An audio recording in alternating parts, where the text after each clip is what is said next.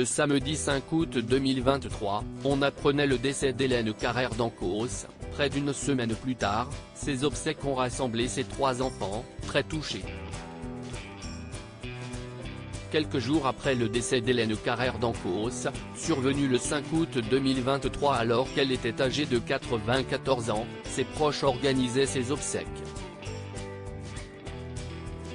Elle s'est éteinte paisiblement, entourée de sa famille, et a été inhumée lors d'une cérémonie funéraire qui s'est tenue ce vendredi 11 août à l'église de Saint-Germain-des-Prés, située dans le 6e arrondissement de Paris, voir les photos.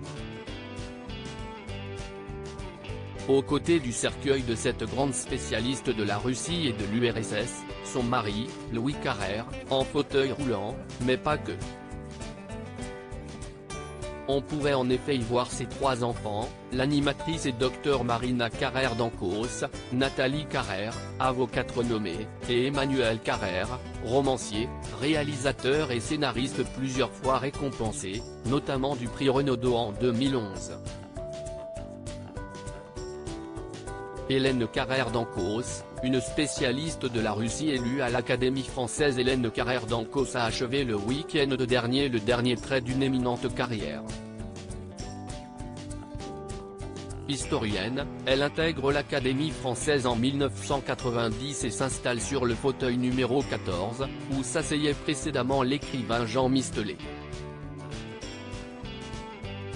Elle n'est alors que la 3e figure féminine à siéger dans cette assemblée très masculine, créée en 1635. Avant cela, elle s'est aussi engagée en politique, notamment aux côtés de Jacques Chirac, lui permettant de devenir vice-présidente de la Commission des Affaires étrangères de l'Union européenne. En 1999, elle est la première femme à accéder au rang de secrétaire perpétuelle de l'Académie française. Fervente défenseuse de la Russie, pro-Poutine avant de changer son fusil d'épaule après l'invasion de l'Ukraine, elle faisait alors partie du comité d'éthique de la version française de la chaîne russe RT, dont la diffusion a été coupée en février 2022.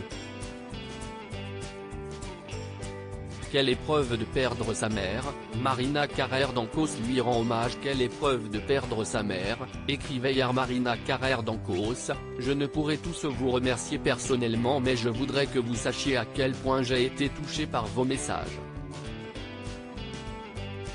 Tous témoignent de votre gentillesse, de votre bienveillance et de l'admiration que vous portiez à maman.